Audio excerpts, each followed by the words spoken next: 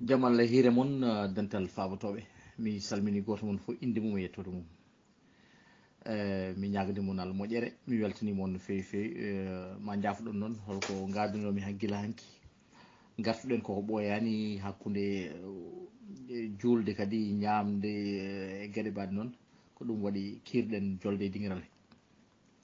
he mi salmini ceerno abasall moɗo soynoɗo ceernam professeur Alassane Kalidou Ba salmini miñam Mamadou Aliou Ba e professeur El Hadj Ba bandiraɓe teltoɓe e dingiral ɓe fof calminama juurama en nanino ɗo namdal fatude Mamadou Dia oɗon jino addude hen seeɗa tan hunde par ce que fonno haalde nen fof ne wayno haalama ni kono kam ƴeewen tan hayso ko seeɗa ko mbawɗen addude hen eyyi Mamadou Dia kam présentation o mboɗo sikki mataw enen fof eɗen gandi ɗum kam c'est basique parce que yimɓe fof ne gandi Mamadou Dia ko homme politique wonno jibinaɗo juillet le 18 juillet 1910 to nokku no wiye Hombol Sénégal maayi 25 janvier 2009 gollino noon golle baɗɗe fayida e nder politique Sénégal ene wawi wiyede hande so tawi Sénégal wiyama indépendant kam seeɗa ko wiyete hen indépendant ko jaane jeeyaɓe e ɓe ganduɗa kañumen daari indépendance Sénégal gati nde indépendance Sénégal waɗi ko Dia jooɗoyi signini kayitaji pour Sénégal jeeya hoore mum wawa hankkadi wadde gueɗe mum ko Dia jooɗi signodiri on kayit Saint-Louis kañum e Michel Debré ɗum woni les accords de transfert de compétences ko Dia signini kayitaji accord de transfert de compétences donc so wiyama indépendance kam hay sinno wal jooje en holko kaali hen walla holko mbaɗi hen ene way tan no presque ko Dia woni kam jaalal manggal ngal to so wiyama indépendance o par ce que kala ko funti wonno hen o yaltini o salima kala ko wawno wonde hen o jipti ɗum ha jiiɓi ɗum noon ene wawi wiyede kanko kam Dia so wiyama indépendance Sénégal ko gonga waljoji waɗi discours kono Dia kam ne wawi wiyede kañum koye jaale mawɗe mawɗe mawɗe jeeyaɗe indépendance ɗe hen Dia ene wayno question ngaji namdotoɗen koye men ɗiɗo sahaji ɗi fof holno mbatten ha jaren yeeso holno mbatten ha ɓeydoɗen holno mbatten ɗiɗon question ngaji fof hande Dia darinoma hen par ce que so wiyama ndema Sénégal Dia no yettinin ɗum e ɗin duuɓi e nokku ɗo ganduɗa so tawi rewanoma hande wona haala kaɗo haalte eyyi ɗum noon mi kuppuɗo mi arta eyyi ko adi foof Dia ko Senghor yiiti ɗum par ce que Dia ko jangguinanɗo école Senghor yiiti ɗum waɗi feere ha nandi ɗum e politique ɗum kam mboɗo sikki enen fof eɗen gandi ɗum Dia ardi koye gonga mo ganduɗa ko kalten ɗo hande ko fof no neɗɗo foti waade no neɗɗo foti siforade neɗɗo foti yiɗirde leydi mum yidde ƴellidde leydi mum gollade golle nawoje leydi yeeso Dia ardi koye ɗum te Dia no wonduno e gueɗel gotel wona neɗɗo kuulowo walla kersowo haalde gonga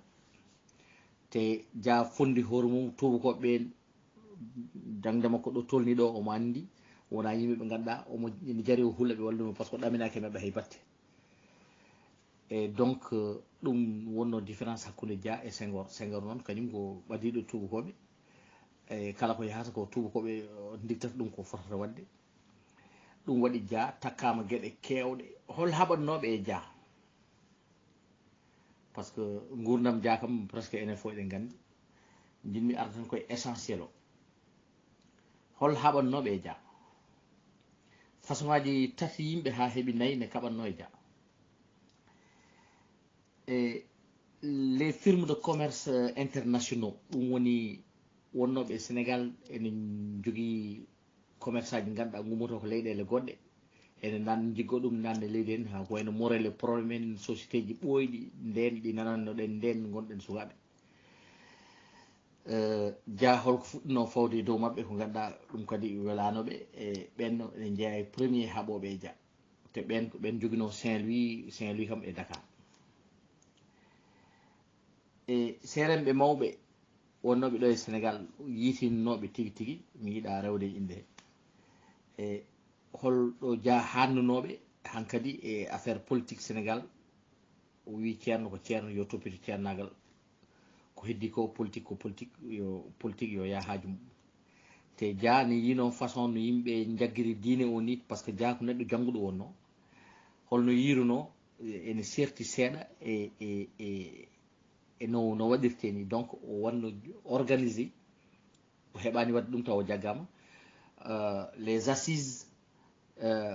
sur l'islam au Sénégal o jogorno wadde ɗum hol groupe tataɓo personnel administration Sénégal somi haali ɗum sahande Sénégal heeɓi hade mum hebde indépendance député ji puɗɗi waɗede gueɗe mbaɗe noon e gueɗe kewɗe puɗɗino wadde e nder Sénégal ko wiyete des abus yimɓe yahanoɓe ɗe mbaɗa gueɗe ɗe mbaɗɗa ko hebbinde posuji men tan jahalaɓe men ko kewi ɗon hannde ko fuɗɗima guila nden nde jayi ɗum andi yahata fawi hen kuule ɓen noon alay saago gañam ɓen ko député ji ɗi e ministre uji e gueɗe mbaɗe noon ñamgol kalis leydi e gueɗe mbaɗe noon ñamale ɗe ganduɗa e banque uji ɗe ganduɗa ɗe joɓetake accire noon ko leydi yoɓata après ene wonde ƴettude société ji ɗi ganduɗa watta koye inde ɓiyum inde joom suudu mum walla gueɗe mbaɗe noon e wadde hen action ji ha hewta ko kalis leydi waɗi hen donc gueɗe mbaɗe noon o waɗi exigé ɗum foof yo waɗe remboursé ɗon aɗa andi ɓe gari o waɗi nouvelle politique arachidière affaire ndema ka e seeranɓe mawɓe ɗe gonno ɗo kañumen ko hen gurno donc kañumen jii wonde omo jogori bonnude gueɗe mumen ɓennene alay saago kaɓa e makko holko jogorno joƴƴindemo kanko e Senghor e laamu ngu e député ji e kamɓe fof ɓe jooɗo pour artirde ɗum ɗo ñande 20 décembre e nden hitande ɗo jaggade e 1962 Senghor ne andi kanko Dia o adi wiide ko so tawi mi yeddama ñande hen ko kalmi ko jaɓaka mi woppat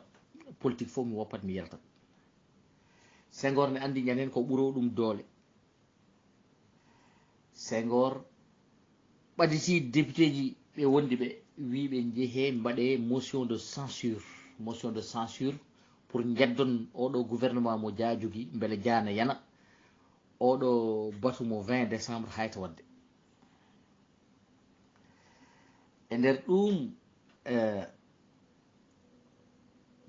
kamɓe député ji Senghor ɗi wonduɓe Senghor ɓe pelliti wadde ɗum le 17 décembre hade 20 décembre o mi koppuɗo mi arta ɓaade noon ɓe pelti wadde ɗum 17 décembre Senghor waɗi erreur aji ɗiɗi Senghor ƴetti armée waɗi ɗum réquisitionné capitaine biyeteɗo Faustin Pereira kañum wonno chef para commando wonoɓe Rufisque wi ɗumen mbaɗe descente sur Dakar ko Dia goto jogui droit en tant que chef de gouvernement et ministre de la défense ko Dia goto jogui droit wadde réquisitionné armée par ce que ko article 24 constitution yamiri ɗum Senghor alano droit e hol général gonnoɗo e armée ne wiye Amadou Fall on wonno général gondunoɗo e Senghor o yi wonde ene ɓaadi Dia ha ɓurti Senghor nomi colonel Jean Alfred Diallo nomi ɗum chef d'état major e place Amadou Fall ɗum ɗon kadi ko faute par ce que ɗum ɗon wawi wadde ɗum tan ko conseil des ministres ko ɗon wawi waɗe décidé e on saaha ko conseil des ministres tan wawi ittude chef d'état major général des armées waɗa goɗɗo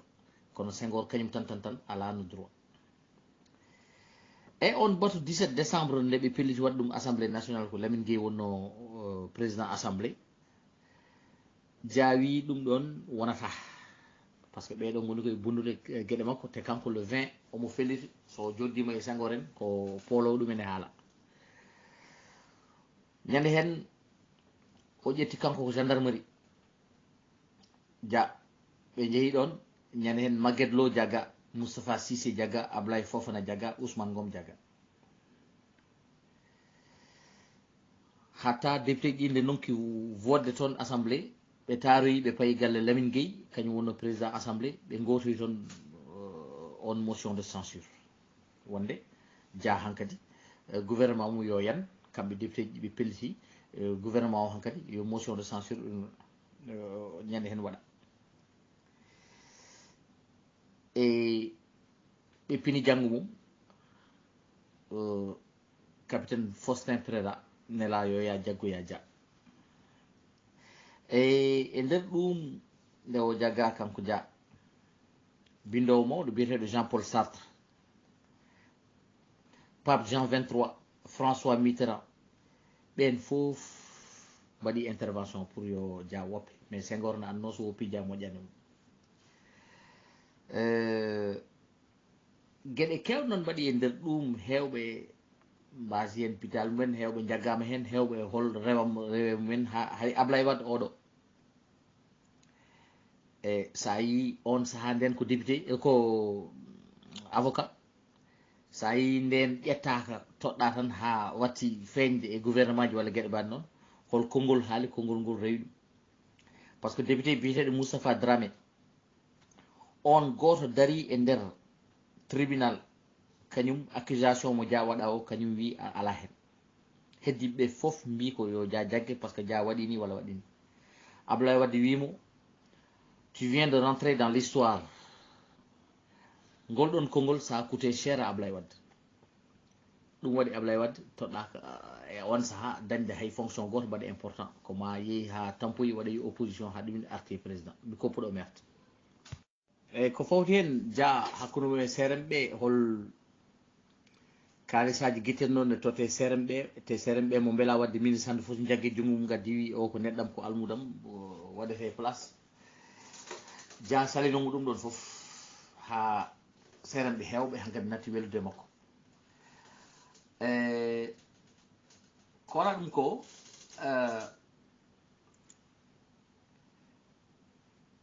régime Sénégal wonno ko bicéphalisme, woni régime mo ganduɗa ko koye ɗiɗi yimɓe ɗiɗo gardoto président et premier ministre o président du conseil Israël ko noon wayi gueɗe mbaɗe noon donc cohabitation à deux têtes. dia nde ɓe mbaɗi par ce que dia joguino politique intérieur Sénégal, Senghor jogui politique extérieur, politique mo nder Sénégal batteɗo e nder Sénégal o taw koye nder leydi he ko dia woni mawɗo, politique batteɗo caggal leydi o ko Senghor woni mawɗo, noon ɗum gueɗe ɗe jaruno. mais on saaha bon ɗum ɗon waɗi bon Senghor natti hen donc ɓe mbaɗi accusé dia wawade déployé armée ƴetta ko fotino gendarmerie nawa ɗumen toon pour waɗ ɗumen déployé tawa Senghor tinani e ko sali motion de censure o ko ɗum kadi ne jeeya gueɗe hen. mais dia yinno ko coupure net avec la France, dia fuɗɗinoma dañde négociation avec la Yougoslavie affaire to banggue ndema, fuɗɗinoma dañde Union soviétique, Algérie, gueɗe mbaɗe noon ɓe mbi dia addoyta ko communisme e nder Sénégal. ɓe mbi mbaɗi accusé kadi dia yiiɗi wadde créé ko république islamique, ɗen gueɗe foof ne fawno e dow dia donc pour bonude inde mum pour wadde feere. mais kam min e ko gandumi e ko tinmi e histoire, dia wonano kalanoɗo pular, ko gonga ni ko pullo, kono dia wonano kalanoɗo pular. dia noon haare mum ko pour leydi ndi Sénégal. mi meeɗa nande ɗo dia wi dari yo fulɓe mbanni walla fulɓe, dia noon yinno ko peewal par ce que ko neɗɗo janggoɗo urana e teskuye momin jogui ko mawɓe kalani min, dia jaɓatano cagarte rewɓe hewɓe e ɗen kitale 61 62 ko dia jaggi ɗumen ramas hokki ɗumen worɓe par force o waɗi dewle ha kewi e nder ɗum ɗon te ɗum ɗon kam mawɓe kaali minen kam nden komin sukaɓe ala komin ciftorto hen te mawɓe heewɓe ɗeɓi dañde caɗele e on saha tawde jajaga sa woni pullo hen saji a feeñata no fewi par ce que yimɓe kadi ko haare presque ɗeɓino wonde haare fuɗɗu hakkude maɓɓe e fulɓe teskittomi hen ko mawɗo goto ne wiye bokum ko jangguinanɗo ɗo école mi anda jeeya kanel mi anda on accanno ha Senghor haala so tawi hol ciftorɗo ɗum ɗo ne wawi haalde acca ha Senghor daro ha yimɓe deƴƴa nodda Senghor ha yimɓeɓe deeƴa ƴatto Senghor sababude Dia on ko jangguinanɗo ɗo école kañumne bon caggal nde Dia jagga presque o wayno hakkille o ko yeeñi te so yimɓe min jaggamo Senghor wiya goppemo min kam on mi yi ɗum on mawɗo kam min mi yi ɗum nde min goni sukaɓe min jii on mawɗo eyyi histoire Dia ne yaaji fayida o sinno ko dañde jot mami nannu hen kadi gueɗe kewɗe ɗe ganduɗa bon ko koccidimi banggue to banggue ga kono kam ko ɓuuri wadde hen importance ko mi wat moral jire tan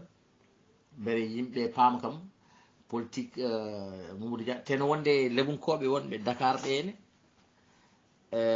kañumen kadi beltanoki e gonal Dia par ce que hol gueɗe kewɗe ɗeɓe keɓatno e gouvernement ne wonde nokkuji ɗiɓe jeyno hôpital principal en hôpital Dantec en ene wonde hay présidence ɗo woni ɗo ko kamɓe gono ɗon eɓe gawa tubakoɓe guettiɓe ɗon wayno luwas ni eɓe johol koɓe keɓatno e gueɗe mbaɗe noon hay jande ari ɗum ɗon fof wi ko ittat hay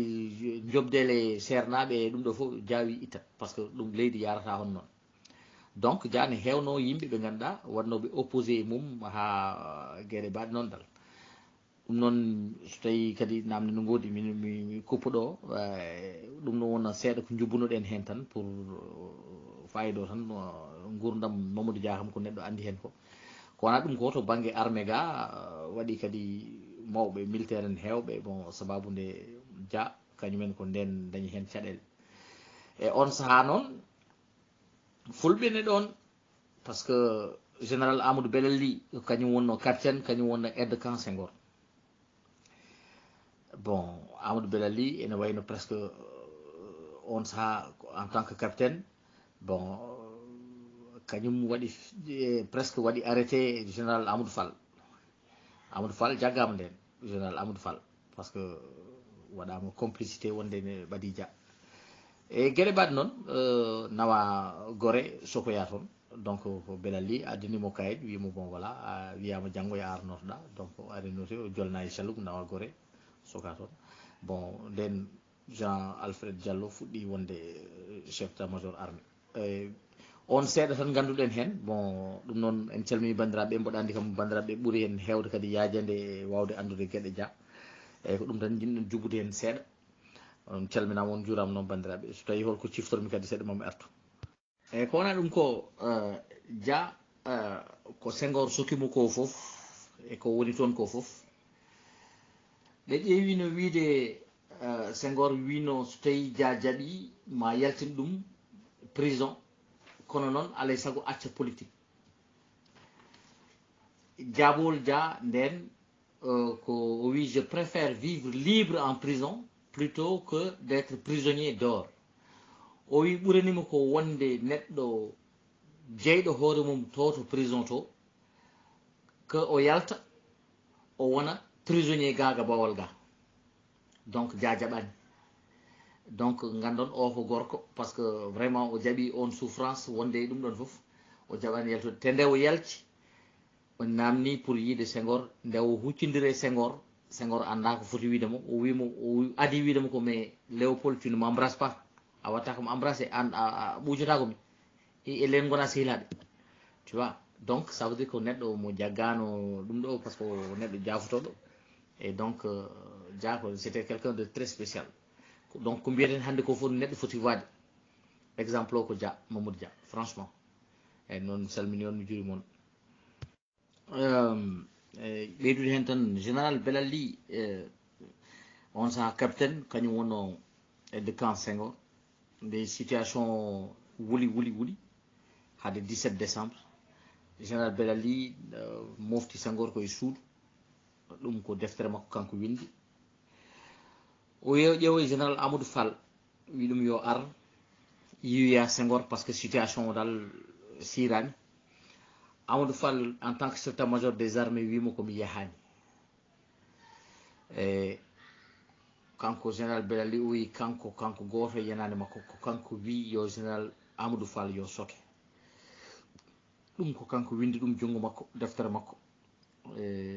kanko général Belali. Donc